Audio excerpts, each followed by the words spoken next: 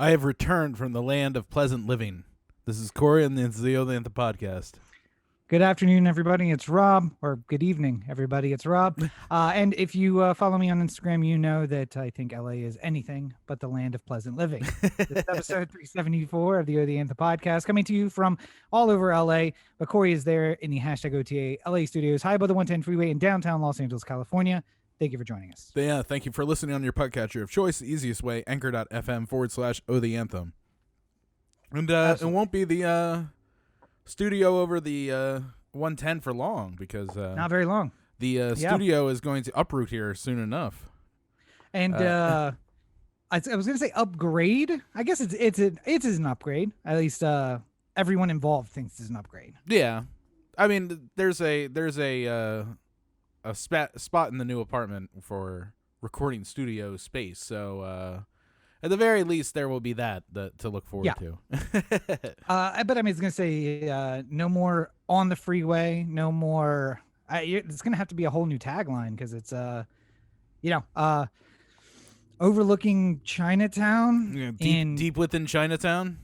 No, because you're like in Mission Junction, right? It's not actually Chinatown. It's like Mission Junction. I would consider it Chinatown. I could, with a trying to think of a means of propelling something, but I'm within a reasonable distance from the Chinatown train station. So with a strong tailwind, I could throw a baseball and hit the. I mean, like if we're going like Uncle Rico territory on the arm, like it used to be a day I could throw that ball over the damn mountains, like. It would be a very impressive throw. I don't want to say that I got that, but it's probably like I think like 500 yards or so away from the. Well, producer Roberto, who's not. You could smoke a cigarette and walk there and be done with the cigarette by the time you got there. I think that's a better description. Yeah. Yeah, Roberto said, producer Roberto, who's not with us tonight, said it's 2 minutes from the new apartment, and then I went there and I'm like, how fast are you running to get to that train station in 2 minutes? Like, I don't know if you have any concept of distance or speed. I mean, I feel like you could. If you booked it, if your goal was run as fast as humanly possible to the train station, then perhaps you could make 2 minutes. I mean, if you there's a light too. Yeah, that's the problem. Is the light is going to really mess you up. Where you exit from would be a big thing too. But I mean, like there is a way, I guess, hypothetically, where if I was just like, oh shit, the train's 2 minutes away, and I didn't feel like waiting for the one that came 15 minutes after that, then I mean, like I guess I could book it. But Roberto saying it's a 2 minute run away and it being possible, and you saying that it's a 2 minute run away. Oh, not for me. Not for me. Because you just said.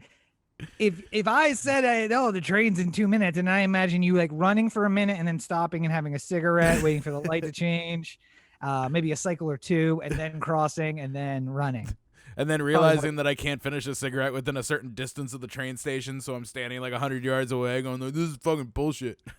And then, the train's already gone, and by the time you get there, you barely make the one that was 15 minutes after the one that you were aiming for, so, yeah. Huh. Somebody asked me why I'm late to the event. I'm just like, man, fucking train didn't show up. What the? So unreliable. Can't trust this metro in LA. Just even the Nazis could make the trains run on time. What are you doing, Garcetti? Come on. Off to India with you. But yes, he's gonna be the ambassador to India. Did you hear that one? So I heard that I heard that there was gonna be an announcement. I don't know if has it been officially announced yet. I think it was like it was a nomination or a recommendation or something like that. Like it doesn't have it's not like the official letter has been submitted yet, but I think it's like pretty much a done deal. Listen, I haven't seen a video of a cute redhead telling me that he's about to be the ambassador to India, and that's really what I consider official. So what's amazing to me is that I look around, like I could do the research myself. I just don't care enough at the moment. I was hoping somebody would just answer this question for me as I was like passing through my day to day. But I would. It seems like it's a mystery what happens if the mayor leaves for like an ambassador's post. It's because like all those stories were just like it wasn't like he will be replaced by the head of the city council who is this motherfucker right here. Like it's just sort of like who will become the new mayor.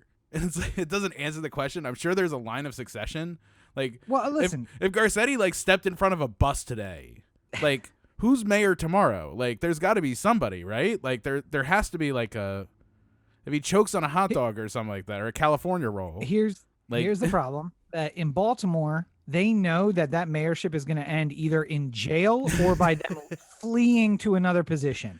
So they're used to line of succession. When you're the mayor of LA, there's not much higher you can go. You can run for governor. You're going to lose because you're not from the northern half of the state. You can run for president, theoretically, I guess, but maybe he's come to the logic that won't work out either. Garcetti dipped his toe in that one, and he's just like, nope. I'll be ambassador. That's cool. I don't like how Bill de Blasio is being treated in this environment, and I don't feel like I'd do favorably compared to him. So really, I get a big guarantee you it hasn't happened before. Like, people are just like, nope, I'm in this job until I literally cannot have this job anymore. And of course, he's not going to choke on a hot dog or step in front of a bus because he's got, taxpayer funded. There we go. Yeah. Taxpayer funded police escort everywhere he goes. Why would he wait for a bus? And the buses stop when he flies through the intersection. So I don't know. You got to watch that Mr. Mayor show. He takes the bus all the time. So wait, first of all, if Ted Danson was the mayor, I would give him a lot less shit than I would do Eric Garcetti, because I think Ted Danson would bring a lot to the mayorship for LA. Mostly jokes that land, not the way that our current mayor does. I mean, like, there's parts. Ted Danson, at least he's trying. Yeah. Here's the thing. He fucked everything up, but at least he was trying to do. And how can you blame him? Because he's like, listen, I have no political experience and I'm trying to do better. And Eric Garcetti's just like, oh, listen, I could completely do way better than this. I am a political operative. I choose not to because I'd like to keep things just the status quo enough to become ambassador to a country that is important, but not that important. I love like when the judge like issues there's a federal judge who keeps issuing decrees on homelessness. Yeah. And like LA as a city is just like, nah, now's not good. Like, can we do this in 6 months? And the judge is like, no, get the homeless off the street today. It's just like, yeah, but you see, kind of got plans for right now, but can we do it later? Like, how about 3 months? Like, there's a really good story of Andrew Jackson, who was a racist and a Southerner, and given 100 years, he would have joined the Confederate cause likely, but or the Republicans today. Yes, he was a Democrat then, but he was the Republicans are essentially Democrats historically, and Democrats are Republicans historically. And in fact, at that time, there were no. In fact, Jackson was a Democratic Republican, actually, which was both of them together against the Whigs. A Joe Manchin, if you will. Yes, yeah. But so Jackson, the Supreme Court, had a ruling against him, and he did nothing. And so they issued like a secondary warning, order. And he was just like, no, I don't think I'm going to do that. And then they were like, if you don't enforce this, then we will find a way to enforce it. And Jackson said, if the Supreme Court would like to have that law enforced, they should come down here and enforce it. Yes. Because in the end, the court's like, hey, you want to do that? And you're like, nope. And they're like, we will hold you in contempt. And it's like, okay. Well, I'm at the White House, so if you if you can get through the Secret Service, go ahead, feel free. I was gonna say right down the block, but it wasn't. Oh no, they were in the Capitol at that point. So it's like, yeah, I'm a short walk away. Anytime you'd like to come up here and just try. Fucking bring it, Brandeis. I've killed over 100 men in my life, none of which were over 50 and white. So if you'd like to try this, anytime, guys. Andrew Jackson, famously the guy who, as president, won a boxing match, by the way. Yes. I also like, it reminds me of Black Bush, the Dave Chappelle sketch. Oh, if the UN don't like it, why don't they sanction me with their army? Oh, wait, they don't have an army? Well, then they better shut the fuck up.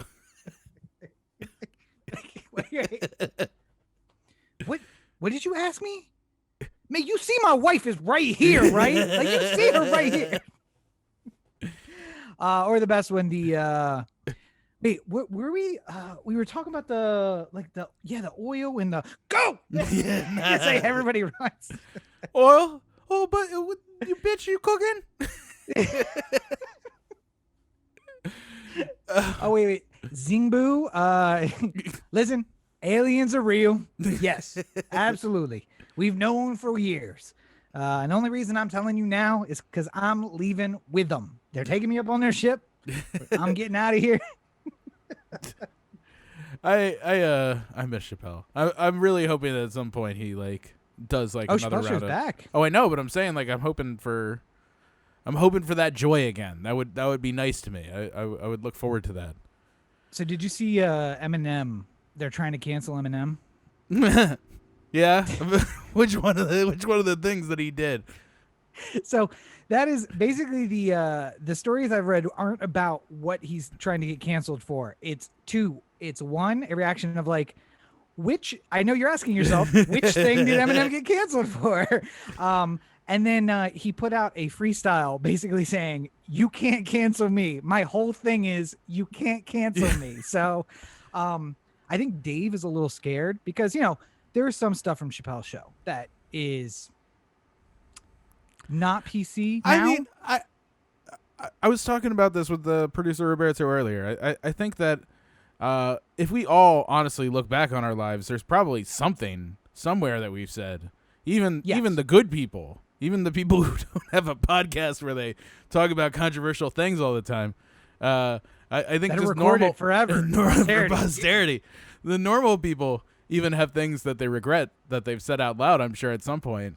So like, you know, I'm leaning more and more into the like maybe we should have more humanity, into the idea that people will make mistakes, but at the same time that's not like carte blanche to do whatever you want. Right. It's like the people who I feel like cancel culture is just like I didn't like line of defense. It's just like, you know, the Matt Gaetz line of defense, if you will.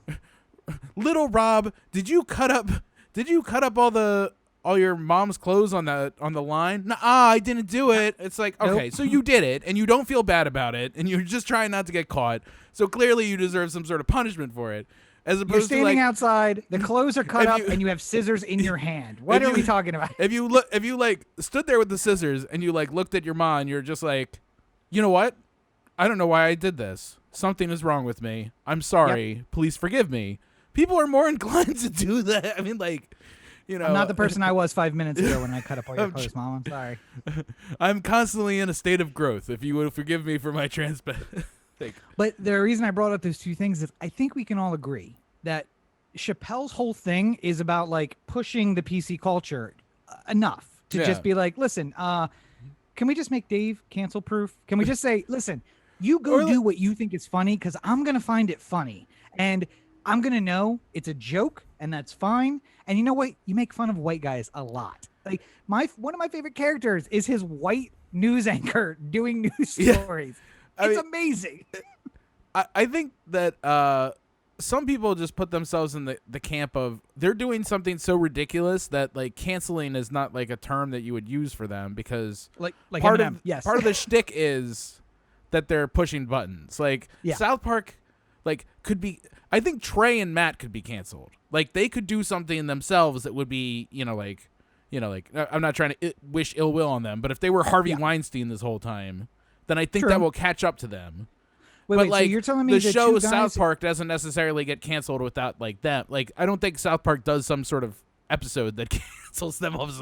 Like they had Randy say the N-word on the show and kissing Jesse Jackson's ass. So I mean, like like that's also so you're saying that the two guys who showed up to an award show on acid dressed like two starlets of the era, there's a way those guys can get canceled? Because I'm not really 100% sure that they could. Yeah, I mean, like some people will just like unless they do something despicable. I don't want this to stand as like I'm like it's not carte blanche, people. I'm in support of them forever, but I mean, like as of right now, as of what I know, like I don't imagine that there's anything like people would follow them. Like if South Park was just like, oh, you crossed the line, they'd just make some sort of online show that would be just as funny and relevant, and people would watch that instead. Like Family Guy got literally canceled like 3 times, and then they're like, "Oh, we're just gonna put it on Adult Swim," and then it became the most watched show on Adult Swim. So they brought it back. I think South Park is the same thing. The reason you want to cancel it is the reason everybody watches it. That's the whole point. Like that's what the show is. Simpsons is not that, And I don't know. Have you watched any recent Simpsons like in the last 5 years? I mean, bits and pieces. But remember, They do not push buttons. Simpsons was like a cancelable show at one point. Yes. It was like people were like, I won't let my kid watch Beavis and Butthead or The Simpsons. And I'm just like, those are not the same shows. Like, my parents would not let me watch either of those or Married with Children because it negatively portrayed being married. And we see how that worked out. It's just unbelievable. Like, there are people who don't remember that Simpsons was like a hot button show for a while. Yeah. Because like Bart would say like, eat it to his dad. Eat my shorts. Eat my shorts. Like, it's like, and oh my Homer God. choked him on the show. Clutching my pearls. My God. I just imagine my mother actually wearing pearls, actually clutching them, like pre-watching the show to see if I should be able to watch it. Also, it came out on Sunday, which is like, listen, this is the Lord's Day. We're not watching The Simpsons on the Lord's Day. Yeah. Along with that Greg the Bunny show. Do you remember Greg the Bunny? A little bit, like yeah. I mean, like I remember. WB. I think it was like Seth Green was on that or something like that, right? Yes, he was. Yes, he was. He was the son. It was Married with Children, but it had a stuffed bunny, and I remember my mom and dad let me watch it until they walked in the middle of an episode, and then they were like, "What is this?" And I'm like, "Oh, it's Greg the Bunny. You know, you said I could watch this." No. It's on the list now too. Like, oh, okay, all right, thanks, guys. Great. No cable in my house, also, by the way, no cable, just regular old antenna TV. I don't have cable anymore. My parents still do. I know this because when I went home to visit them this past week, my mom had recorded things for me to see on cable, like on their DVR, which is sweet. It's really sweet. It is very sweet. She was just like, I recorded this biography of Mick Foley for you in case you wanted to watch it while you were home. And we put it on. That's it was adorable. fun. Yeah. Now, see, I know my parents still have cable. And then I cried a little bit because do you remember in Beyond the Mat when they show Mick Foley get hit in the head with chairs like 20 times by The Rock, and his kids are in the front row and they're like crying? Hell in a Cell, where he jumped off the cell and hit but I was the like, I was like describing like his kid, like, because they didn't like show the actual footage. Like, you have to watch Beyond the Mat to see that. But like. I was like explaining it to Rachel, and I was just like getting dewy-eyed, and I'm just like, it was in front of his daughter and she's crying, like talking about wrestling. like it's the real high, like on this episode of the opera. I watched Young Rock this week. Oh, did you? The thing I can tell you is you don't use the F word when it comes to wrestling. Right. Especially around his family. Yes, yeah. Apparently, it's a bad thing. But what was I saying? Oh, I know my parents still have cable because I got the CNN app on the smart TV, and they were like, "Sign up for CNN, $6.99 a month," and I'm like, And then I saw that there was an Xfinity symbol in the bottom right, so I went to the website and realized, I can just sign in with their Xfinity credentials, and I get it for free. So as long as they have cable, I will have CNN, and the moment they don't have cable anymore, I will no longer have CNN because I'm not paying $6.99 a month to watch 40 minutes of news in the morning. You're out of your mind, CNN. What is wrong with you? I like to imagine like Rob made like some big stand not too long ago about like, you're still on your father's cell phone plan and you're like mooching off the system. It's just like, well, listen, the CNN access based off of the cable plan they're already paying for and would be regardless of whether or not I'm using it is really a fine line in the so it's not a fine line. It's not like I'm mooching off of them. It's just like they don't know that there's this benefit available that I'm using without they do know about it, and if they want it set up, they need their credentials, which is my dad's email and my mom's password, which they do not know. But I have memorized because I also know my home phone number from 1994. The 7-digit version, not the 10-digit version. Like I know my grandmother's phone number from 1994, the 7-digit version, because you don't call. I mean, listen, we all know the password. It's Jesus loves you with the 0 instead of the O in the loves. How dare you make a mockery of the Lord? Never use that as a password. How dare you give my parents' password away? If it's broken, then that breaks Jesus' love for us, so we can't do that. We have to have something else. It's a deep code word. My mom is actually, of all of the old people I know, my mom's password is the most secure password I have ever known. Yeah. It's amazing. She was like using symbols and numbers and letters in an alphanumeric combination before anyone. There's no word. There's not a word in her password. It's all symbols and numbers. My mom's pretty good because she would do super long complex things. Like, yeah, on a lot of passwords back in the olden days, there wasn't necessarily a limit to how many characters you could have. So I got 28-bit encryption on this. It's 1,000 characters. So she'd just have like, in my younger and more vulnerable years, my father gave me a piece of advice I've been turning over in my mind ever since. Like, no one's ever gonna guess that. 1,000 monkeys or 100 monkeys for 1,000 years. They'll never get it. They'll never crack that Shakespeare. Anyway. Yes, but well, first of all, and that is a free service included in their bill. They pay nothing extra for having me use their digital service. Oh yeah. Unlike, the named, since you brought it up, the unnamed people who are on their parents' phone plan, which does cost extra. Because as I've denoted before on this podcast, I have been living on my own since college. I would make the counter argument that if we were to break the grandfathered plan that we are all stuck in, we'd be paying way more than we are. Because I get unlimited data for $30 a month.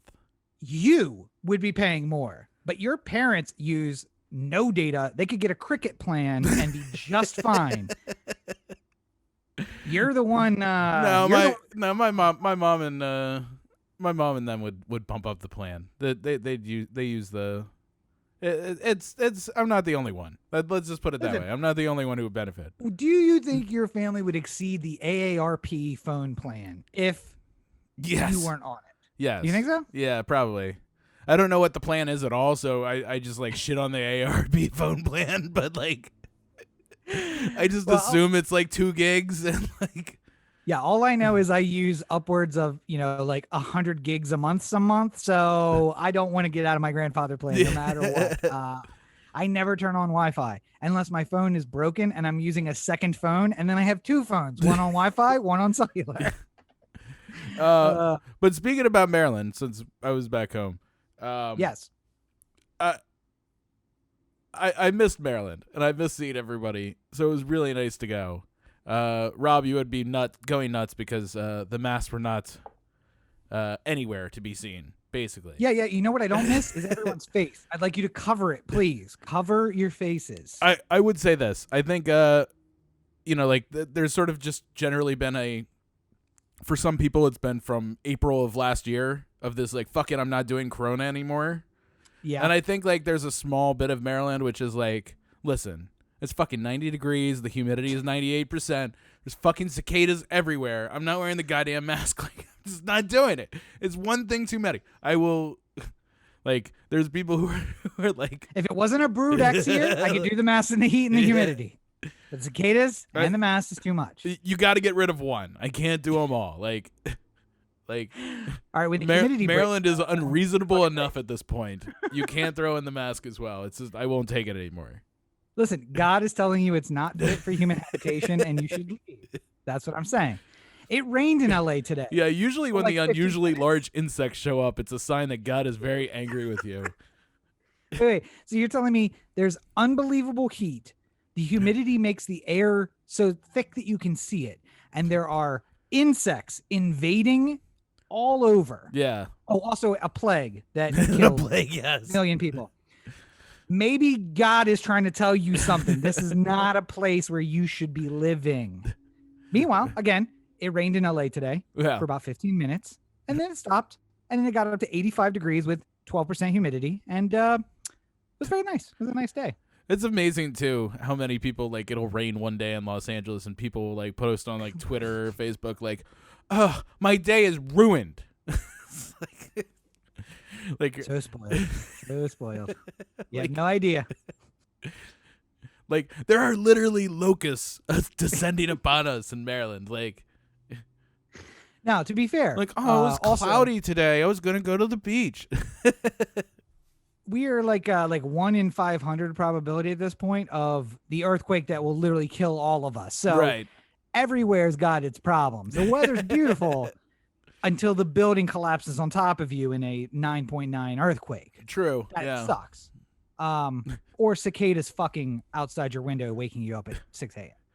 To be fair, the cicadas, they were. It rained for the first 2 days I was there, and So no cicadas. no 'cause they cicada don't sounds. come out. It was very light, and then that Tuesday was when the sun first started coming out, and they were loud as fuck. And I was in places where they were like, particularly like I was in the woods in places, you know. Yeah. So yes, they're very loud. In a way, they're kind of like, I think they're at the stage right now. They've just sort of broken through. So I think they're just at like the like, hey girl, what you want to drink stage of their chatter at the moment. Like they're still trying they're to. They're in the pre-game dinner where like everyone's all hyped, but we're like hungry, so we're gonna eat. But if like a girl, like the waitress is getting like a little bit abused by the people who've had a couple of drinks at the at dinner. Well, because like wait till the girl at the bar later, she's gonna get it so way worse. We should set this up for the people who don't know, who've never lived through cicadas. Yeah. Basically, their entire life is to come alive for a few short months, Yep. fuck, and then die. So they spend 17 the years in females- the ground. The females then give birth to like grubs that bury themselves in the ground, and then they stay there. And then when they awaken, they just eat and then fuck and then die, but give birth. It's like if you were in the Matrix, like in one of the pods, and then after 17 years in there, you woke up and they dropped you at Miami for spring break, and they said your goal is to impregnate somebody and then die, and then you would be like, oh, okay. So like your life would very much be like you hanging out with the guys going like, man, I'm gonna max so many bitches tonight you won't. Yeah. If you've seen video of Spring Break 2020, it's basically that. It's like there's something biblical going on, but really what I'm focusing on is eating and fucking. That's really what I want. And that's why they're so loud. I mean, like, look at Miami during spring break. It's not a garden tea party. It's it's a rowdy, loud event. Yep. With that the locals hate. Just like the cicadas. But yeah, by the way, cicadas are arguably a notion against adaptation and evolution, now that I think about it, because like what fucking purpose does that insect I think it survived only because it's like, all right, listen, every 5, 13 or 17 years you come out, you get all your fucking done, next generation goes in the ground, so you only survive because like you don't have to live the day to day, the year to year. It's like we're safe as long as there's not a famine in the year that we come out, we're gonna be fine. But we can eliminate all of the cicadas by just like dropping Agent Orange on the Northeast the year that the brood is supposed to come out. Well, I mean, also we can eliminate a lot of societal problems by just dropping Agent Orange on the Northeast of the United States. Anywhere where cicadas may live. I think incidentally or not, I mean, New York City, not a lot of cicadas. Still, they should get some Agent Orange. That's all I'm saying. Anyone who doesn't leave is just like, oh no, shut the bridge down. I don't want them to leave. That's the whole point, Corey. We fix society's problems with the Agent Orange. Oh man, what are we gonna do with you? Also known as United States foreign policy from 1958 to 1970. Not on their own citizens, though. Not all of their own citizens. Just I was going to say, I do believe in a period of that time, the Philadelphia police dropped a bomb on a neighborhood in Western. Just a select group of citizens, for obviously problematic reasons. Wait, the Uyghurs? Is that who are we talking about? Wait, what? Are we talking about current modern day policy or? The Armenians, the Kurds. What are we? I don't understand. By the way, indigenous people. As somebody who publicly identifies as on the liberal side of the scale, have you been getting a lot of the? Have you been getting a lot of like crazy wingbat people saying like, you know, the coronavirus was cooked up in a lab in Wuhan and released as a chemical agent, and then when you say back to them like, okay, feel free to. Like, I'm not saying it didn't happen. I don't know what did happen. If we find out it did happen, then we have a problem. But I don't know what happened. So feel free to investigate. And they're just like, yeah, just your fucking liberal. Are you getting a lot of that? Because I feel like I got a lot of that in like So Maryland. Like, oh, you mean as somebody who identifies on the left, hearing that from people on yeah, the right? like right people on the right saying that like really into this like Wuhan lab theory. Like it's not something like it's something that I've like categorically denied for for years, and like have decided that like after the couldn't possibly CDC be guy, real. After the CDC guy came out, I was just like, okay, so the guy who's in charge is like, yeah, no, there's a likelihood it came out of a lab. I agree with people. They're like, it was grown in a lab. I'm like, probably. Yeah. It is unique virus that humans are susceptible to that shouldn't have transmitted to humans easily and then transmitted between humans very easily. That sounds lab grown to me. I'm down with it.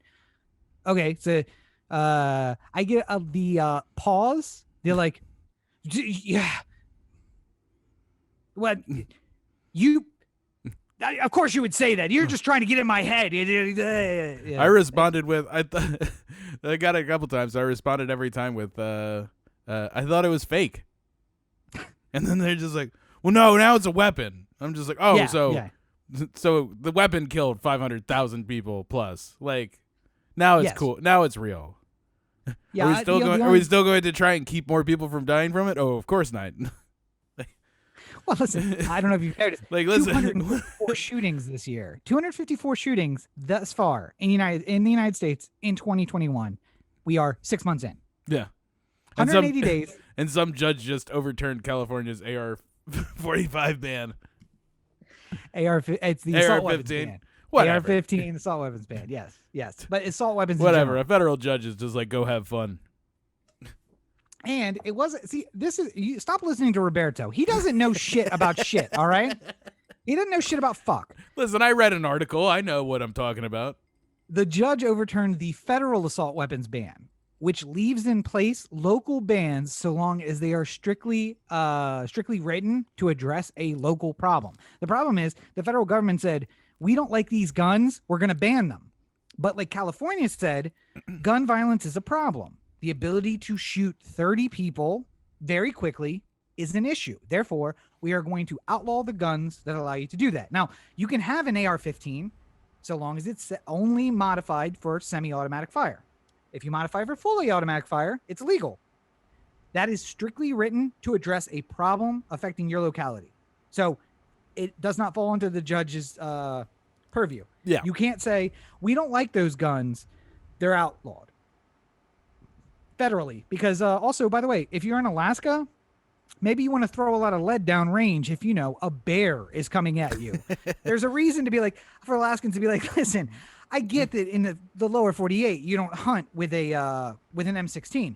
I also don't hunt with an M16, but I carry it with me for the bear that's trying to get the moose that I just shot. When I shoot the moose, I gotta fight the bear for it. So the shotgun. You could be like that woman in the video saving her dogs. Yeah. Just shove that bear over the fence. Fuck that bear. First of all, when I saw that video the first time, I really wanted that bear to go bear on that woman. I was like, oh, is this going to end up with like nature? Remember that video show that was like when nature attacks or something like that? Oh, nature attacks. Yeah. That's where I thought we was going with it. I thought they were going to be like, oh, she fights off, she pushes the bear, she goes to scoop up the dog, bear comes over the fence, like claws out like Wolverine, like rah. But no, he just ran off. Fuck. Dumb bear. Or no. He's by the way, did you see the long version of the video? Do you know why the bear was upset? No. The bear. Oh, the dog was fucking with him, right? The dogs or the bear's cubs were the first ones to go down the fence, and then the dog jumped up and nipped at one of the cubs. So Mama Bear came out of the little like trees that were at the edge and started growling at the dogs because you're biting her kids. Number one rule: never get between an animal and its children. There you go. It's dogs like the rule. Dogs get eaten. It's like the beginning of Cruella, where Cruella's mom is killed by Dalmatians, and you're just like, oh, you fucking assholes. Is that really true? Is that how Cruella starts? Apparently, that's the. I saw the clip online, and I was like, oh, so that's how Cruella begins. This is. Well, I mean, I can almost understand it then. It's. Bambi's hatred and bloodlust But comes then from the murder Roberto of was his like mother. explaining it to me. He was just like, well, actually, so they explain it later. She really likes Dalmatians. It's just like, this seems like both sides issue that I can't get behind. Like, just make There are good people on both sides. if your mom died from Dalmatians, maybe you hate Dalmatians. It's not like an unreasonable like. I think it's okay. It's okay. It's okay to hate Dalmatians if listen, if some Maybe some Cruella's like, I love other dogs, but I fucking hate Dalmatians. Like, that's okay. Like, listen, my house was burning down, and instead of saving her, the firehouse dog mauled my mother in her bedroom, and she died. I think it's okay to hate both firemen and dogs, Dalmatians specifically at that point. Now, the high likelihood is there was a fire and the cops kicked down the door, shot your mother, and then blamed it on the firemen and the dogs. Yeah, a likely excuse. Yeah. That's what the Baltimore Police Department are doing these days. It was the dog's fault. You haven't seen Falcon and the Winter Soldier? No. There is a scene in it. There's a couple scenes in Baltimore because one of the ancillary characters is in Baltimore, right? And is it Anthony Mr. Mackie? Trash Wheel? No. Anthony Mackie. Is it Anthony Mackie? It's Anthony Mackie, right? Yeah. Is walking down the street carrying a bag. And I'm like, there is no way in hell the BPD is going to let a black man walk down the middle of the street with a bag that looks like that and not be like, whoa, bro. Why don't you stop right there? Put your hands up on the side of the fence. We're going to have a look. And then there is a scene where when he is with the Winter Soldier, the cops come up. And I'm like, wait a second. The black guy's walking with a white guy and BBD on it, involved. They want to know what's going on. The guy walking at night by himself with a big bag just doesn't get bothered. All right. I have questions. Okay, sure. All right. They like throw the Winter Soldier up on like the hood of a car. And I'm just like, there is no way in hell that actually happens. Okay. There were two BPD sort of related stories while I was home. One was Sheila Dixon was interviewed saying that even she's a little bit nervous about walking around downtown these days. And, she finds herself looking over her shoulder and stuff like that. To which I'm like, well, I mean, you are like a criminal. So like people, like. Is it the cops or is it the other gangsters that you're worried about? Because, most drug dealers have to worry about getting hit. Are you worried about the 40% of reasonable citizens who will never vote for you again or saying snide remarks as you walk by? Because I don't think that's something worthy of like looking over your shoulder for. I mean, we saw Marilyn Mosby just flip off the bird to those people without having to actually fucking look over the shoulder. So the second thing was Harrison said the reason why so much crime doesn't go prosecuted in Baltimore is because people are afraid to testify. To which I was like, yeah, no shit. Like, yeah. Like criminals know they're gonna get off, and I'm just like, yeah. Your conviction rate's like 3%. So why would I testify? Also, there was maybe 2-3 years ago. It was probably 2-3 years before we moved to LA, not 2-3 years ago. There was a whole thing about like cops giving up names and locations of witnesses to the drug dealers where they could kill them before the trial because they were getting paid off. I'm like, nothing about this system works. You can't convict them if I testify, and I might not make it. I also maintain that, like, maybe the first place to start is like people who work inside your own building first. Like, maybe if I knew that all the cops were like trustworthy law enforcement officers, then like would I believe that? Like, if I tell them something, it's like if you found out that like half of the LAPD was like mafia. Well, I don't know if you heard. Well, no, I mean, like, there is like a mafia in the LAPD, but I'm saying, like, oh, you mean the Cosa Nostra, the actual mafia, like fucking characters from The Godfather, like Sonny, okay, yeah, fucking Sonny is like a LAPD officer and stuff like that, I don't know if you've seen some LAPD cops, but there's some guys who look like they were on The Sopranos. I'm just saying, I'm not saying it's not unusual to find some mafiosos in the police department. I'm just saying, like, I mean, just for the sake of argument, just imagine that half of them are. Okay. And then I'm saying, well, like, maybe we should take care of those people first. Like, perhaps, like, literally anybody who's ever worked plainclothes at any point in Baltimore Police Department history should at least get a thorough talking to before they go back out on the street. Like, Well, listen, when I was marching last year, I mean, I heard the guys getting called out like big pussy all the time. So I feel like it's probably an issue. I I walked by McKeldin Square too, by the way, which is now totally like flattened. Like it's no longer. Oh, there's nothing there now? Well, it's not the sculpture, like the fountain Yeah. sculpture thing. It's just like it's kind of like a glorified parklet, I guess. It's got little pieces of grass, but it's also like concrete and like little. Oh, it'd be easier for Occupy to move back in and take it over. So You've waited what long enough. so 10 years. one of the things that they wrote there on one of the little like plaques was like McKeldin Square, known as one of the preeminent places to go for First Amendment protests or something like that. Yeah. And then it made some sort of remark of like, and never has anyone ever been arrested here. Or like has to leave. And it's like, no, I know for sure that's not the like. I'm gonna be honest, they had us in the first half. But it's like if I was just like, someone's just like, oh, you're from Baltimore, should I go visit there? I'm like, yeah, nobody's ever been murdered there. nope. Like Yeah, listen, guy who works for me 3 years ago, was like, I'm gonna go to the East Coast. I'm starting in Miami, and then I'm just basically like greyhounding it up the coast. But he'd never been outside of California. He wanted to see the East Coast. And he was like, I know that there's a Greyhound bus terminal in Baltimore.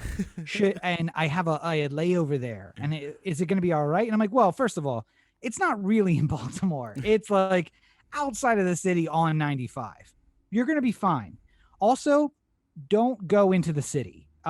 Just stay at the bus terminal, sleep there, and then get back on. There's a nice hotel right outside the bus terminal if you want to get a spot. Don't go into the city.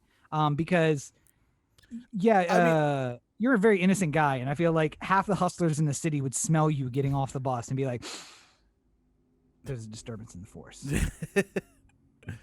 Let's go. Man, so a couple things. I'll say this. The white L has never looked more beautiful. They've put a lot of work into it. Oh, really? Yeah. Oh, the white L is beautiful, huh, Cory? I'm saying, for people who don't know, I was explaining this term to Roberto earlier. In Yes. Baltimore, we describe the city as the white L and the black butterfly. So if Yes. you go along 83 down into the Inner Harbor and towards like Fells Point and Canton and stuff like that, And Charles Street. It's the Charles Street Yeah. 83 corridor. Right. But I'm saying like generally all these things are somewhere close to 83. Yeah. Like they're within they sort of follow the outline of 83. Except for This those is this two is what's blocks known on as like the white Precedent. L. So like this is like where you'll find like Fogo de Chow's and Yes. yuppie things. And then there's the Fells black Point. butterfly where I don't think a single dollar of public money has been spent in 50 years. Not true. And There are public housing there that they tore down. That was public funds being spent. on the okay, Black- yeah. So there was at one point money spent, and then spent again to tear it down, and now, at least in East Baltimore, like they started replacing some of these things with like new yuppie development. So Yeah.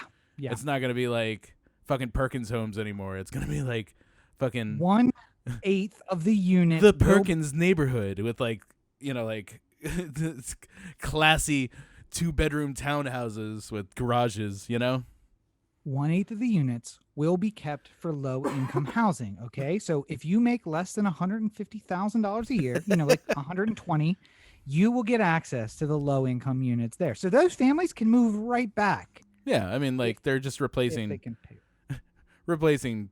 500 units with 4. Yeah. Also, I'm just imagining that at some point, the corner where Freddie Gray was murdered is going to be a Starbucks. It will 100% be a Starbucks at some point. See, I wonder though at what point like real investment comes to like there was like an honest conversation about whether or not to turn the legendary Highway to Nowhere Yes.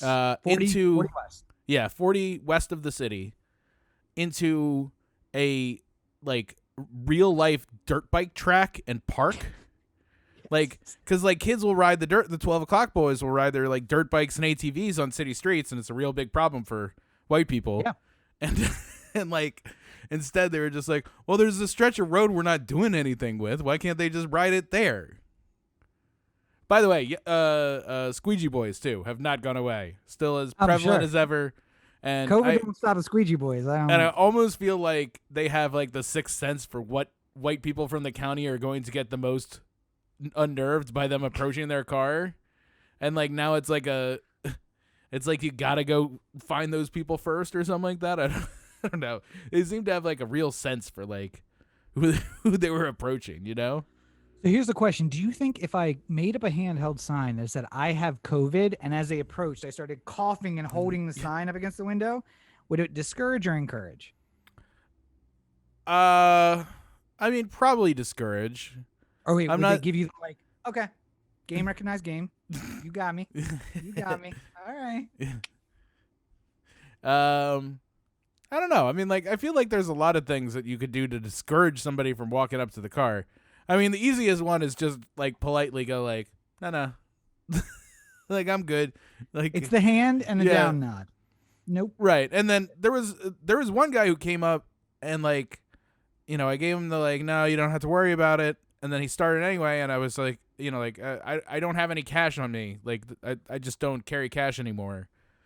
He's just like, nah, man, it's good, it's all right. And we just talked about the Oriole game, and he was fine with it. I think he was hoping that if he did it anyway, I was going to find some cash all of a sudden. Like if I did have cash, I was going to find it.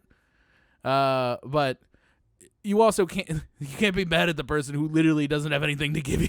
Like, you know, like I do think if he you looked at choose to and was do like, the act on your own, then like, you know, and I told you specifically I don't have cash, and you continue to wash my window, then like, I don't know what I you know, I don't feel like there's a contract that I deserve to like give you money. Like he looked at you and said, "This looks like a cat that goes to frequent businesses that are cash only." So I feel like maybe he's got some cash somewhere that I could have. yeah, But he made the mistake. "Yeah, that's only in LA. Those businesses are here, so you don't have to carry cash." yeah. But I mean, like, it was going to the ballpark, so you didn't have to carry cash there. So Oh, no true. Yeah. cash, no cash at the ballpark at all anymore. At least Right? for Because COVID.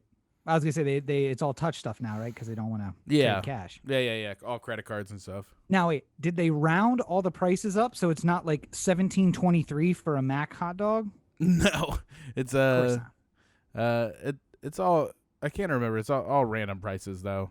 Yeah, And yeah, it's prices that make no goddamn sense, and you're like, okay, so now I have a charge for $17.23 on my fucking card, and not from Oriole Park, from like some company in Roland Park, and I'm gonna be like, what the fuck is this charge now? Oh you- yeah, that's right, a single hot dog I ate.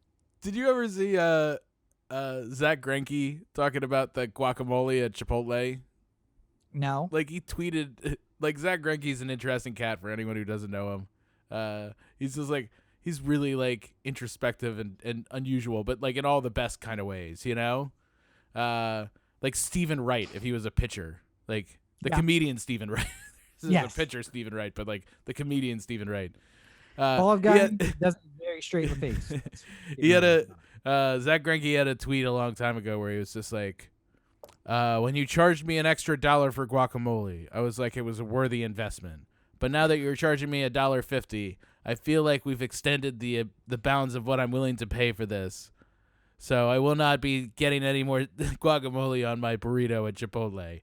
Granted, this is somebody who's made $200 million in his life. Like, an extra 50 cents for guacamole is nothing, but in his mind, he's decided I had a very That's the line. specific expectation for what I will be willing to pay extra for guacamole. And I'm only...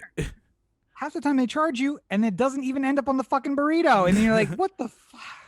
See, I like guac. getting I'll the never guac find every myself- time because sometimes I don't get charged for it. Right. Sometimes I feel like if you stay too long in the line, they feel bad that like you waited a little bit, Mm-hmm. and they're just like, "Oh no, it's just meat. It's just just steak," and they ring you up for just the steak as opposed to steak and guac. I would say that someone who absolutely is not producer Roberto flirts with every person in every line under the auspice and hope that he'll get a discount on something.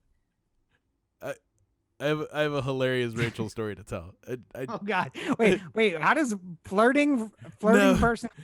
Okay. The word auspice made me think of it because it was like a 750 SAT word. So First of all, wait. There's a new SAT. All right, that is 1,000. I don't know how the new one works. So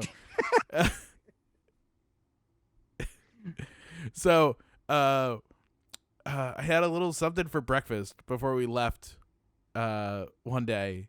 Mm-hmm. And Rachel looks at me with a straight face and she says, are you asphyxiated? And I like looked at her and I was just like, what? And she's like, satisfied. And I'm like, satiated. And she's like, yeah, it's the same thing, right? I'm like, no, it's not. Asphyxiated means I'm choking. Satiated means I'm like satisfied. And she's just like, oh, wait. oh, okay. What was that? Give me your explanation. What are the two things? Asphyxiated means you're choking or being choked. I thought you said joking. And no, I was choking. Like, do you know what asphyxiated means? Because that would make it even funnier. Like if I was being asphyxiated with a bag. Like I was being choked with a bag. Yes. A lack of oxygen. Yes. But I thought that was funny. I thought I should share. She if she ever finds out that I'm happy you shared that. Well, she's got to listen to the podcast to know that I'm telling these jokes on. Yeah, that's never gonna happen. Don't worry, you're fine. 6 years from now, she'll just be like, "Hey, I just got around." I was gonna say 4 years from now when she's like, "Well, your podcast is great because the babies they just go right to sleep whenever I turn it on." So. Sometimes I just let it run, and I heard you make a joke about my asphyxiated, satiated thing, and that is not funny. You're going to have a fight in 5 years. 2 kids down. Not prepared 5 years from now, you're going to have to go a month without sex because you just made a joke about her today. How's that make you feel? It's funny. I don't care who you are. It's funny. Now, listen, I'm the one who gets yelled at when I make jokes like that because it's rude. But I still will do it because I'm an asshole. So what are you going to do? But yeah, that's basically Maryland. We talked a lot about Maryland and a lot of shit here. But I was going to say, it was a varied, we're already at an hour. It was a varied, we wandered a little bit into some of the news of the week there too. But any other summaries of Maryland while we're on the topic? I guess the only thing I would say is that I went to the Oriole game only once while I was home. It was the first game that they won in their previous 15 attempts. So wait. So you went to one game while you were home? Yeah. And then all of a sudden they went on a win streak. Yeah, I was gonna say, well, and because you were worried about the big crowds and whether or not they'd have masks and that whole thing. Or? Yeah, the masks were not there. Not many people were wearing the mask. Yeah. I assumed that just everyone there was vaccinated. That's how I like to live my like I'm in a mask-free environment life. Sure. Yeah. You like to lie to yourself. I get it. Sure. We talked about you running a 2-minute sprint earlier. So I was wearing my mask. I would also I would say this. I wasn't so worried about getting it because there was like 40 people there.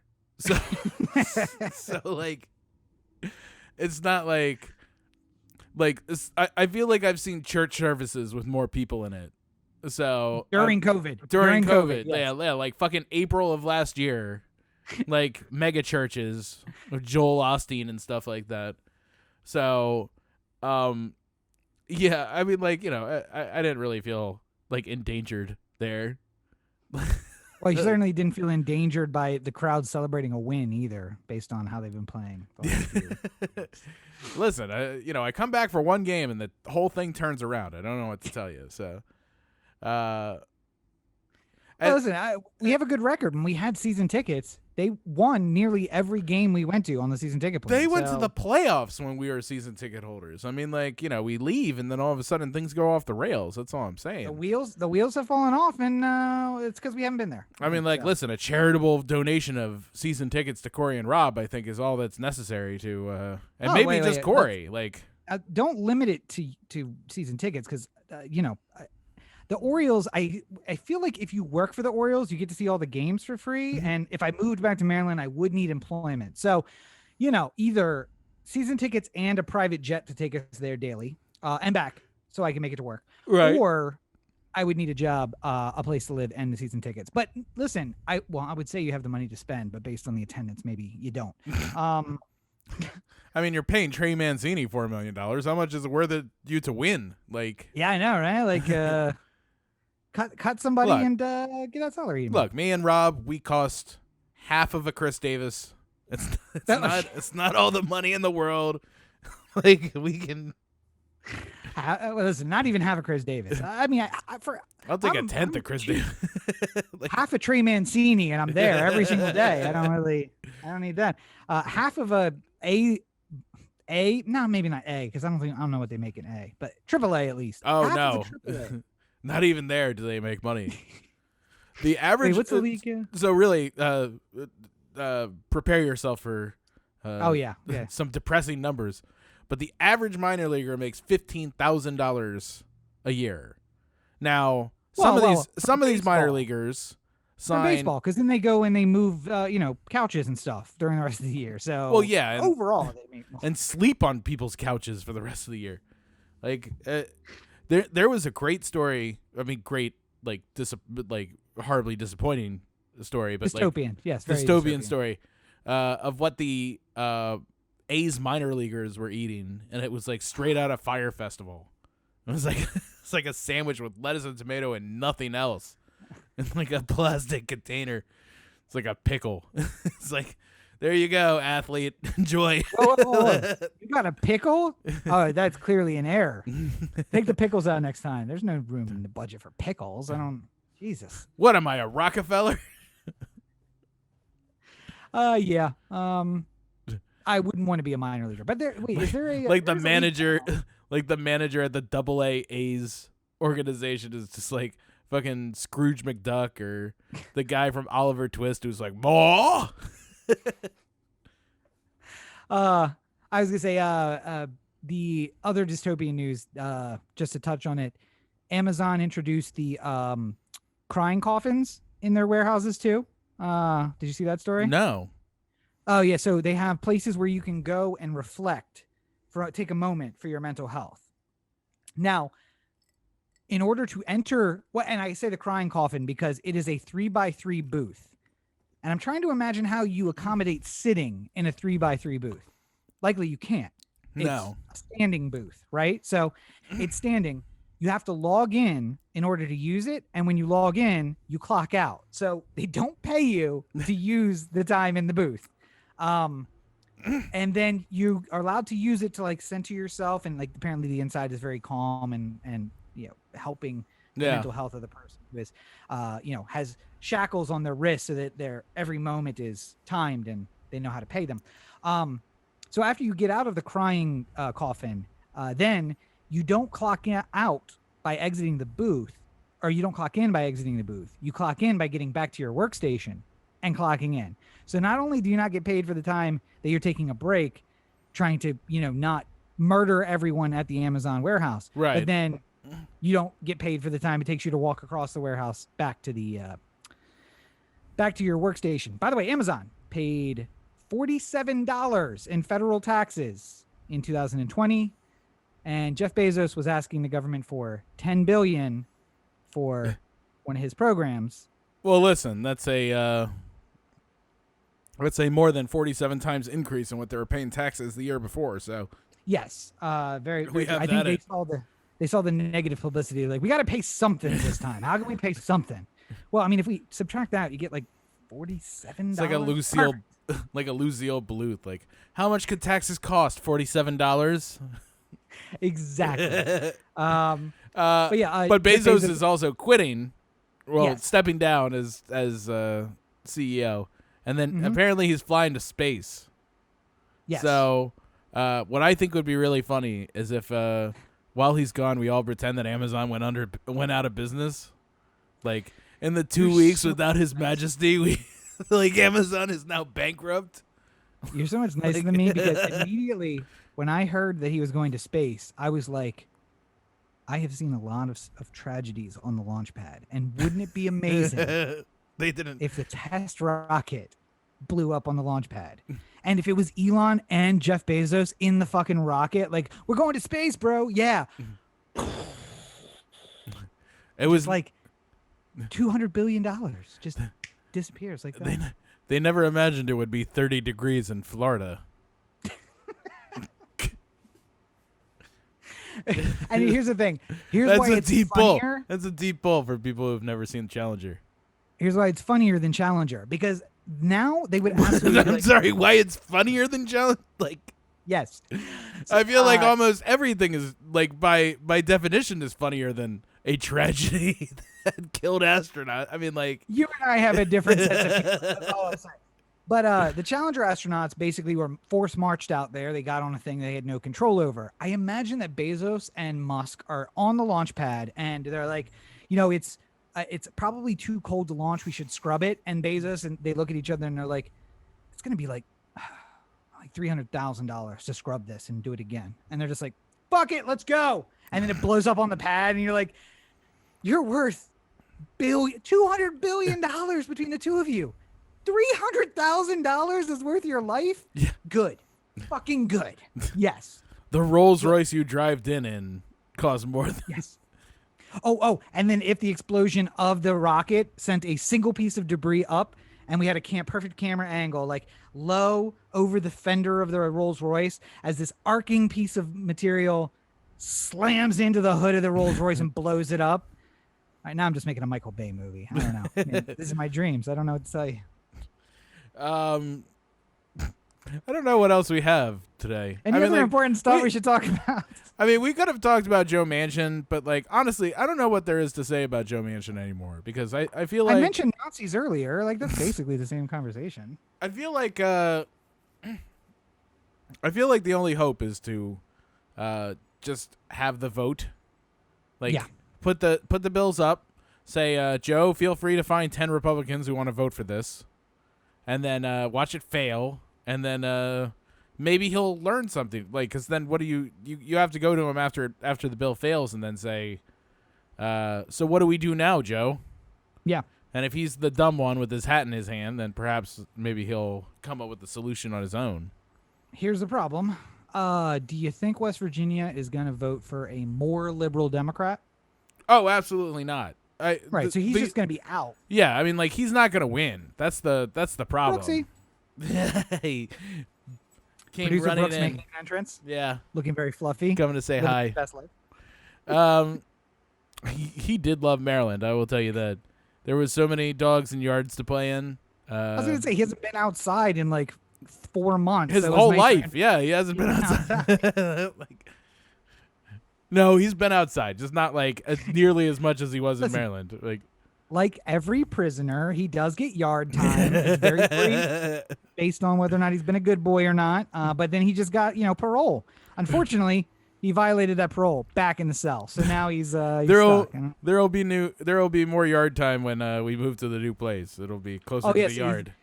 He's getting transferred to the minimum security place where he'll get Country more yard club time. prison. Yeah.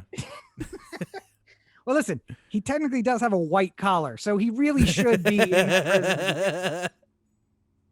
I'm only here for bank fraud. Hey, you're in there with hardened criminals. I don't know.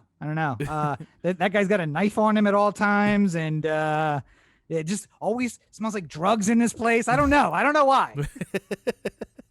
Wow, the studio is a lot like prison. There's like weapons. There's a guy who wants to sneak a gun in illegally. Somebody asking about asphyxiation in a very positive light. Man. Freezer full of meat. Somebody gets shanked in the C block. I mean, yeah. Wait. Do you have visitors over? I didn't realize that the Orsini guests were there. Anyway, so Joe Manchin, we could talk about him. But here's what I've realized over the last 2 weeks. If you wrote science fiction from 1945 to 1960, okay, you would L. say Ron things Hubbard, like, I got it. Not that started a religion, but like other science fiction. You would have described the year 2021 with humans spreading out to all sides of the galaxy in warp drives, flying cars. The concept of Star Trek was invented around this time, where there was a utopian society on Earth where no one really worked. Everyone kind of had office jobs doing maintenance over autonomized machines that did all the hard work for us. And if you wrote dystopian science fiction at that point, then you accurately described what 2021 was going to be like. I mean, here's the thing: Trump gets a loud applause for his stupid speech in North Carolina. Oh, he's got a front butt, and the front butt.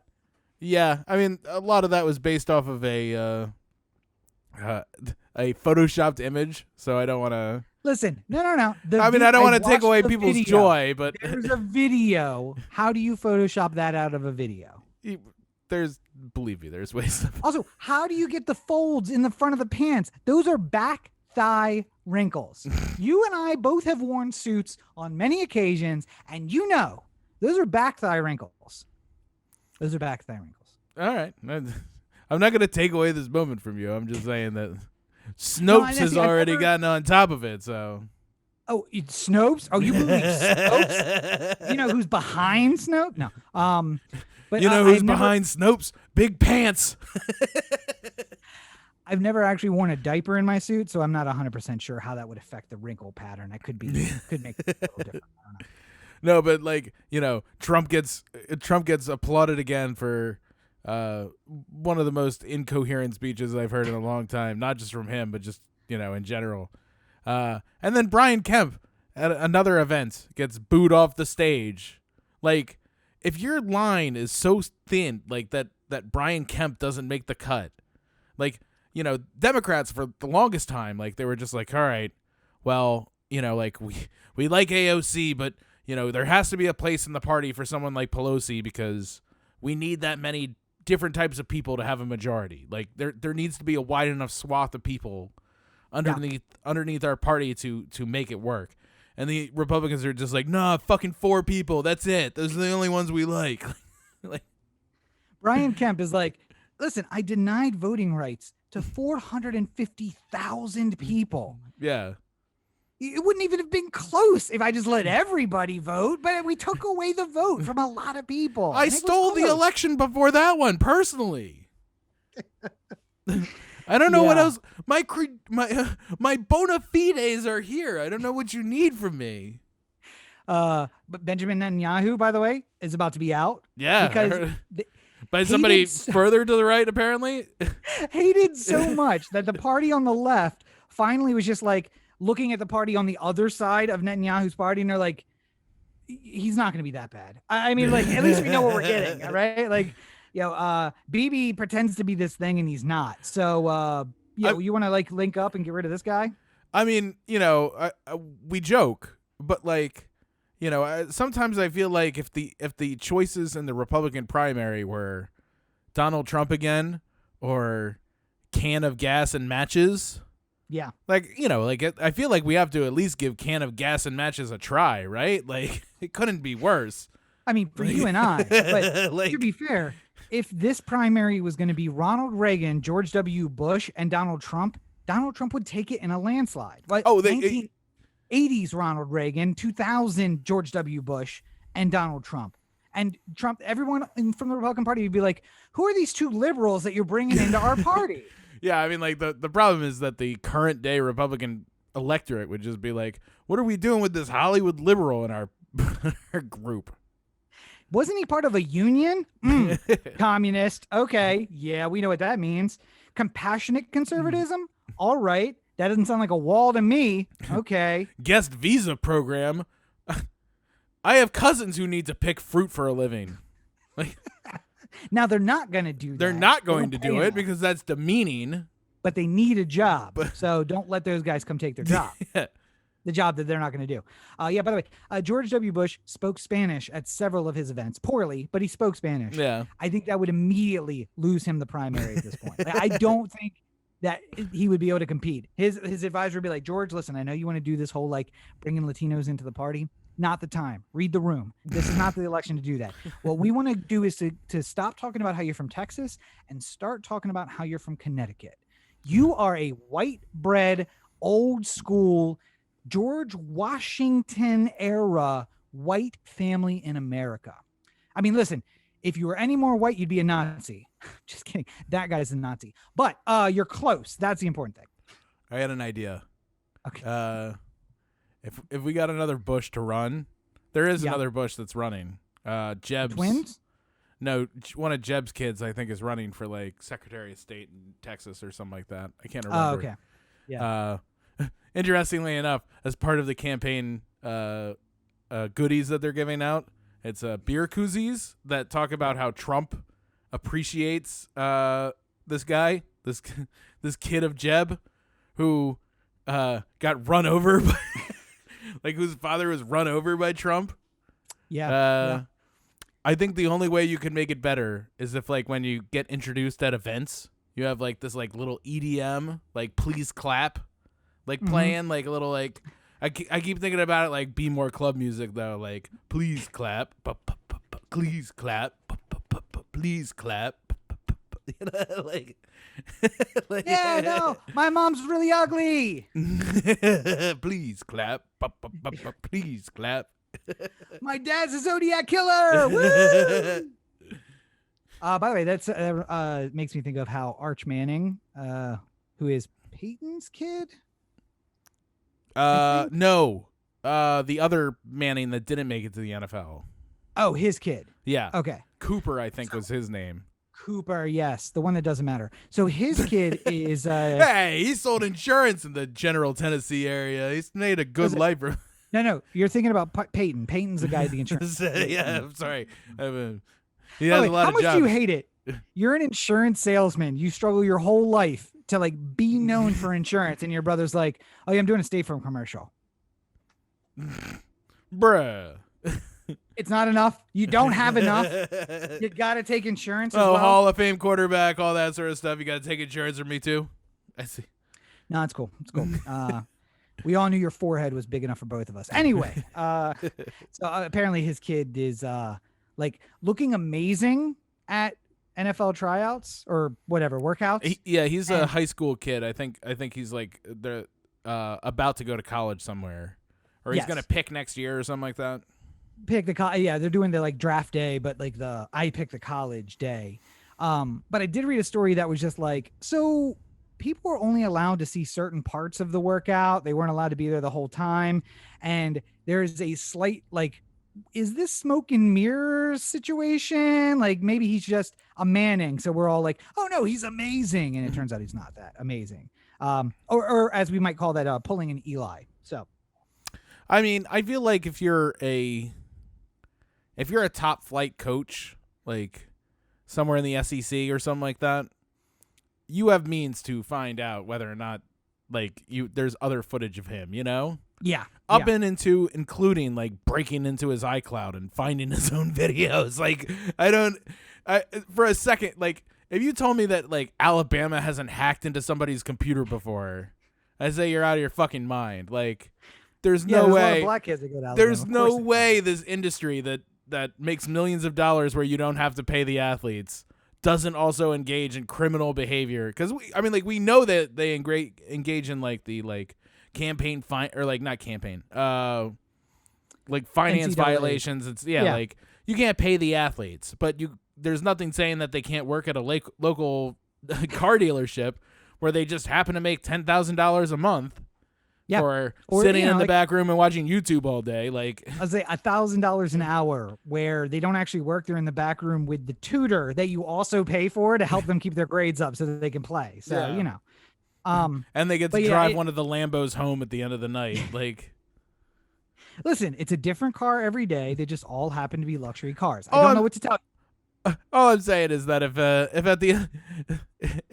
Alabama was seriously trying to figure out whether or not Cooper's kid could play, they'd fucking break into his computer or some shit. Like, well, here's the other alternative, that he actually is a really great player. archmanning@gmail.com, password Peyton wasn't all that great anyway. Wait, exclamation with an exclamation point at the end. Yeah, there we go. Okay. Enter, we're in. The thing is, you watch all the video and you're like, he's an amazing player. Then he lines up at Alabama for his first snap, gets hit by a linebacker, broken spine. Just always Mr. Glass. Who even knew? In none of the videos was he getting hit. We had no idea. No.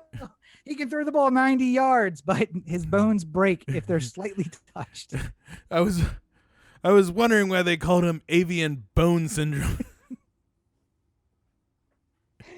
No, it's why he can throw so well, because the bones are so light. It just like slides through the air. He's like a lot of force. It's great. Yeah, his nickname is ABS. Oh wow. Like he's like really good at stopping and starting and like not getting locked up and stuff like that. Like I like that. It sounds like a dynamic athlete. No. Avian birds. Avian bone syndrome. Oh.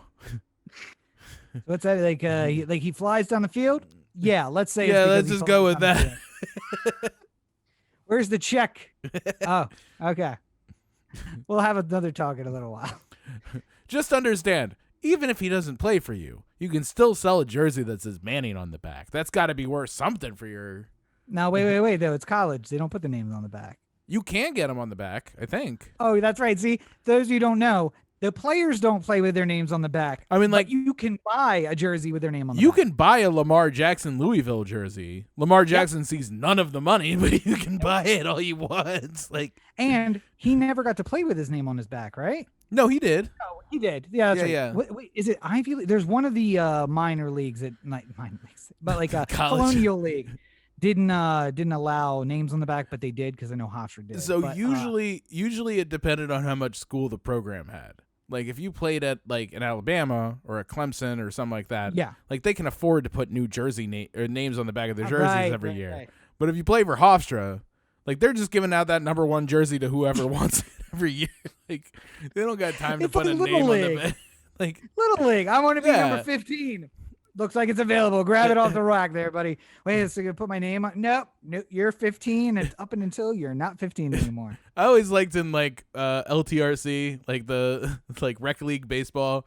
Like you always knew the kids that were fatter or bigger than the rest of them because they always had to wear the bigger jersey numbers. Like fucking the skinniest person, the small was always a 1, and like the large jersey or the extra large jersey was always like a 39 or something. Listen, I was proud to play with Michael Jordan's basketball number during baseball. His second one, the 45. 45, yes, the 45. That's the one. That was my Little League number all the way through. And it's not really fair because they didn't have my size. They had to sew the 4 and the 5 together to give me a jersey. Super rude. Was it wrong that mine just said tilt?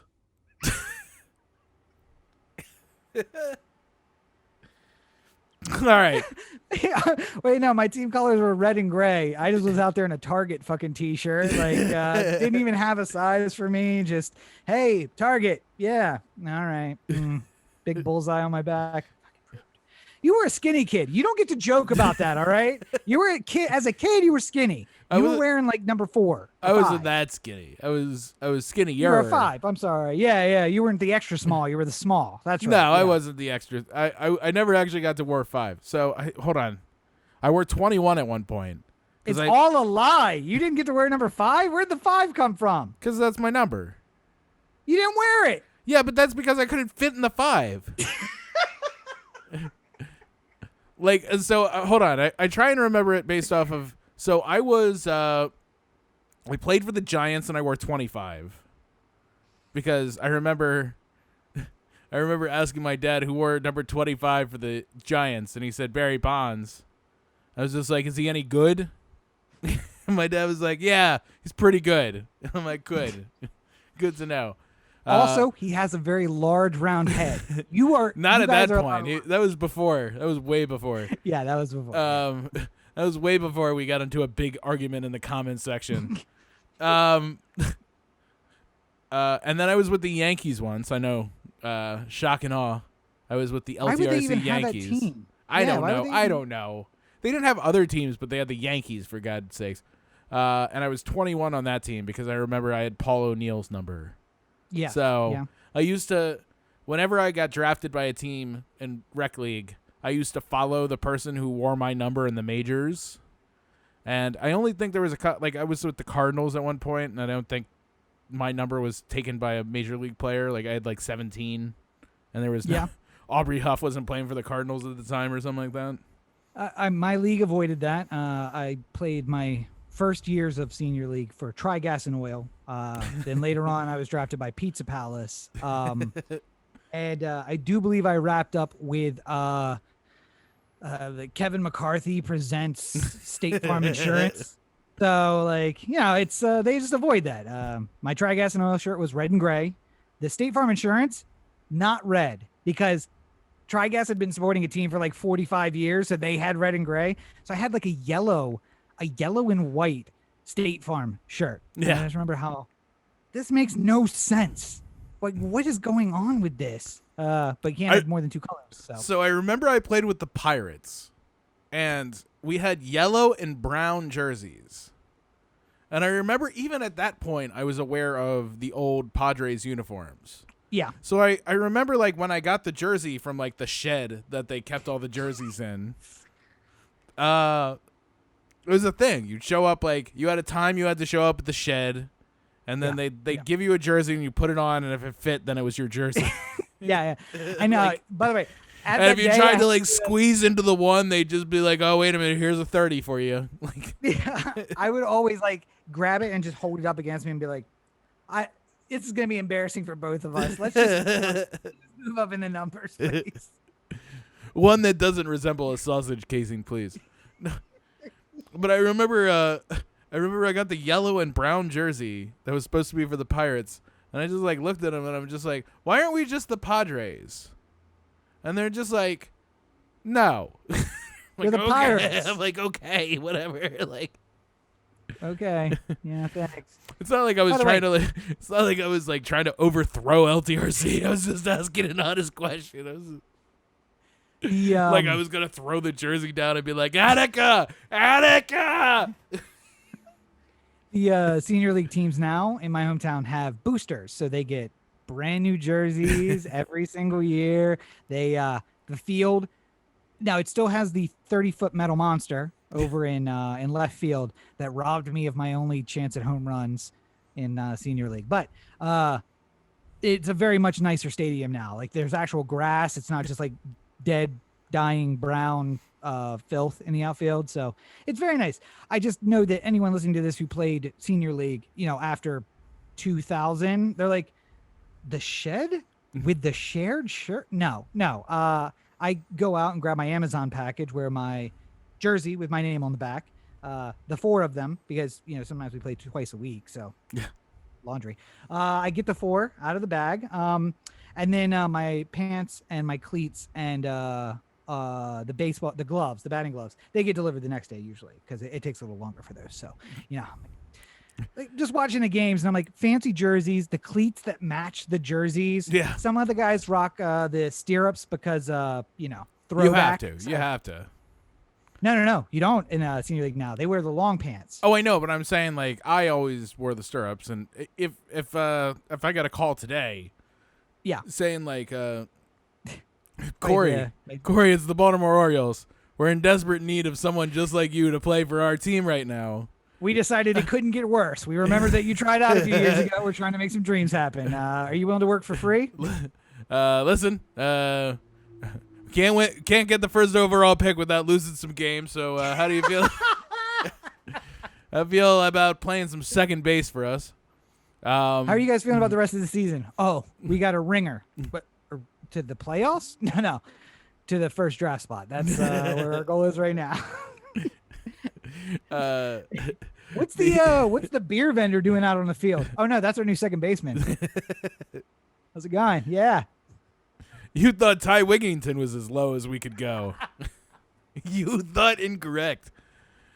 Well, I will say, you have to play in the shift the whole time just because you can't cover. Like, listen, all right, get as far away from first as you think you can cover, and then we're just going to move short over to cover second base. It'll be fine. We'll cover the Orioles will revolutionize the wall at like in soccer. I'm just imagining somebody hitting a ball to second base where you are there. So yeah. Call it 100 feet. No, probably 120 feet. Yeah. And the reaction time needs to be like 1.4 seconds. And how many times it would just go like, crack. Close. I was close on that one. Man, that was 14 feet away. You didn't even take a step. And when you did take a step, it was already in the outfield. I was doing the backup though. I was there for the cutoff, so it's fine. You just see me falling for every Like diving for it. Like soccer, you're a goalie. It's like trying to protect. You're like, just it's trying going to second base side. Just to get out in front of it. Oh, you start wearing the catcher's gear because you're like, I'm not going to get in the glove. But if I can knock it down, it'll be all right. Just listen, the shin guards are saving my knees here. Well, I think anybody who listened to this whole podcast deserves a participation trophy.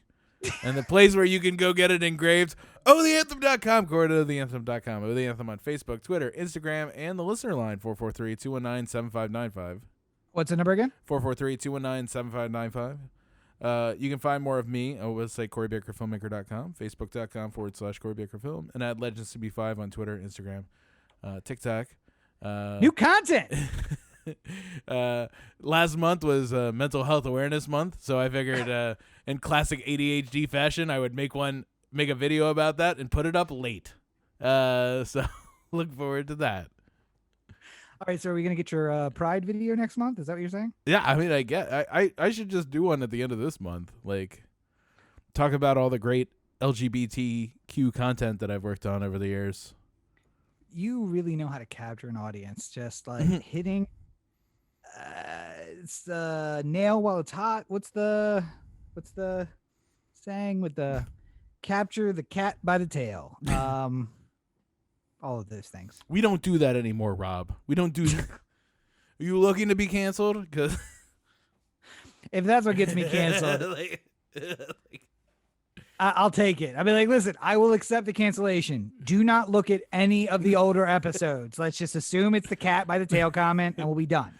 It's like I would like to be able to be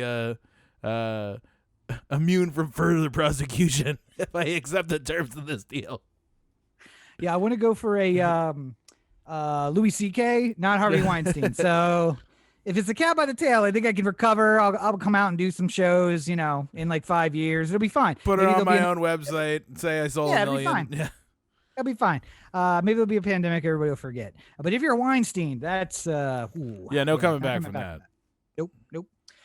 But yeah, no jokes aside, you have a plan. I don't want to shit on your plan for content release. I mean, I should have done it a month ago, clearly. I know, but like, when can people expect it? I look to record it tomorrow, so hopefully shortly thereafter. It's not even recorded. Don't look at me like that. I can feel your disappointment already.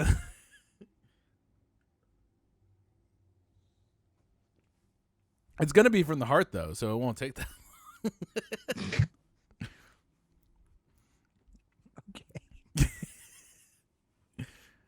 I like how you're just like, I don't want to shit on your content plan, and then I immediately said something that made you want to shit on my content plan. I didn't know. Here I am. I'm not shitting on it at all. Okay. That was tough. It was tough. I got somehow you survived that moment. Anything else from you? Is that no? That's it. Okay. I don't want to stir the beast. Sorry. Well, if you're a glutton for punishment, follow me on social media. If you like what I said here, you're really going to enjoy my Instagram story. If you didn't, maybe avoid it. I got enough hateful DMs. I don't need more. Also, when people put up a poll on Instagram, is it really that hard to vote in the poll? Just you click a button. You have an opinion, click a button. 120 people viewed a poll I put up. I got 4 votes. 4 votes. 120 people saw it. I'm like, fuck all of you. To be fair, I saw it, but it didn't instantly hit me. It wasn't just like, what was your favorite pizza topping? Something that I could I wanted to think on it a second. Yeah. And I was just like, I'll get back to this, and then classic ADHD. I didn't get back to it. To say it's great. Somebody else told me that they're like, yeah, I was about to, and then it disappeared, or moved on to the next story, and I was like, oh, but then the next one actually depended on the first one, so I couldn't do it, and I'm like, you swipe back. You can go backwards. Swipe back, and it goes back to the previous story. Like, oh, don't pretend like you didn't know about it. If you see some girl shaking her ass on a story, you will know that you push and hold to freeze it. You swipe to go back to it. Come on, Roberto. Anyway, If you're going for punishment, follow me on social media at Robert and Cheek. Otherwise, I got nothing. So you know. You can join 5,000 other people now and watch my most viewed YouTube video ever, which of course, with all of the quality content I've produced, podcasts and movie reviews and political commentary, you know it's going to be great. The Sutera Pillow review. And you've seen 12 Monkeys, right? Yeah. So my new thing is, what am I thinking about? Right at the end of 12 Monkeys, that actor who always plays a bad guy is at the airport. And the guy's like, I'm going to need you to open up that thing, sir. And he goes to twist off the top. And he just takes a moment and like looks up off screen. And then he untwists the top. And he's like, see, it doesn't even have an odor. And he puts it under the guy's nose, right? And that's the virus breaking out. And that's what kills off 95% of the world's population. Yeah. So my new thing is, what am I thinking in that moment right before I pop the top on the virus that's going to kill 95% of people? And then I hold it under his nose. And now the fact that of the 10,000 minutes of content I have, that the most watched, most commented, most liked video I have is a Sutera Pillow review, is the thing that I'm going to be like, Sutera, I was just about to stop and not do this, but the Sutera Pillow review. See, it doesn't even have an odor. Well, maybe we'll beat it with this one. How about that? Sure. So if there is any hope for humanity, like and comment on this video. Otherwise, 12 Monkeys. Listen, that's not controversial. I've tried to be a biological terrorist before. I was going to say, I think we've done good here today, but I don't know if that's true. We've done something. I don't know if it's good. But as always, you're listening to the O The Anthem podcast, part of the O The Anthem digital network. For Cory, this is Rob. Have a great week, everybody. Mm-hmm. I got to go pet a dog.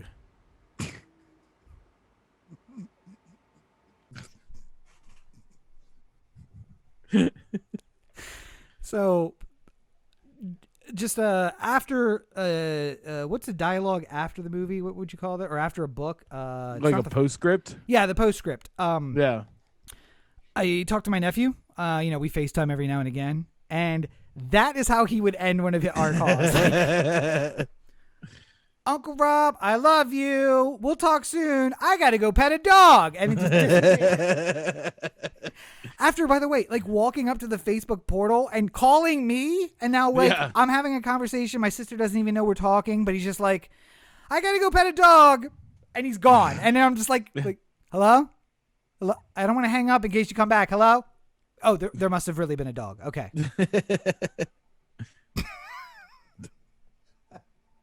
There must have really been a dog, Cory.